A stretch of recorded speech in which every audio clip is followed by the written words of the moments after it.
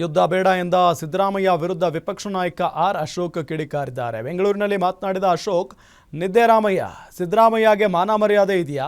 ಪೊಂಗಿದಾಸ, ಅಬಕಾರಿ ಸಚಿವ ತಿಮ್ಮಾಪುರ ಕೂಡ ಬಾಯಿಗೆ ಬಂದಂತೆ ಮಾತನಾಡಿದ್ದಾರೆ. ರಾಹುಲ್ ಗಾಂಧಿ, ಖರ್ಗೆ ಹೇಳಿಕೆ ಅಷ್ಟೇ ಕಾಂಗ್ರೆಸ್ ಹೇಳಿಕೆ ಅಂತ ಜಯರಾಮ್ ರಮೇಶ್ ಹೇಳಿದ್ದಾರೆ. ಸಿಎಂ ಸಿದ್ದರಾಮಯ್ಯಗೆ ಕಾಂಗ್ರೆಸ್ ನಾಯಕರು ಯಾವ ಮಟ್ಟದಲ್ಲಿಟ್ಟಿದ್ದಾರೆ ಅಂತ ಗೊತ್ತಾಗ್ತಾ ಇದೆ ಅಂತ ಆರ್ ಅಶೋಕ್ ಕಿಡಿಕಾರಿದ್ದಾರೆ. ಸಚಿವ ತಿಮ್ಮಾಪುರ ಅವರ ಪುಂಗಿದಾಸ, ಆಮೇಲೆ ಯಾರು ಹೇಳಿರೋದು ನಮ್ಮ ಹೇಳಿಕೆ ಅಲ್ಲ ಅಂತ ಹೇಳಿದ್ದಾರೆ. ಇದರಲ್ಲೇ ಅವ್ರಿಗೆ ಅವಮಾನ ಆಗಬೇಕಾಯಿತು. ಕಾಂಗ್ರೆಸ್ ಅವರು ಸಿದ್ದರಾಮಯ್ಯನವ್ರಿಗೆ ಮಾನ ಮರ್ಯಾದೆ ಇದ್ದರೆ ಅವ್ರಿಗೆ ಇದೊಂದು ಅವಮಾನ. ಅವ್ರಿಗೆ ಸ್ಪಷ್ಟವಾಗಿ ಹೇಳಿದ್ದಾರೆ ಜಯರಾಮ್ ಅವರ, ನಮಗೂ ಅದಕ್ಕೂ ಸಂಬಂಧ ಇಲ್ಲ ಅಂತ ಹೇಳಿದ್ದಾರೆ. ಅಂದರೆ ಒಬ್ಬ ಕಾಂಗ್ರೆಸ್ಸಿನ ಆಲ್ ಇಂಡಿಯಾ ಜನರಲ್ ಸೆಕ್ರೆಟರಿ ಇವ್ರ ಹೇಳಿಕೆಗೆ ತಿರಸ್ಕಾರ ಮಾಡಿದ ಮೇಲೆ ಇವ್ರಿಗೆ ಮಾನ ಮರ್ಯಾದೆ ಗೌರವ ಏನು ಉಳಿತು? ಅವ್ರ ಪಾರ್ಟಿಯವರೇ ಹಿಂಗೆ ಬೈತಾವ್ರಲ್ಲ.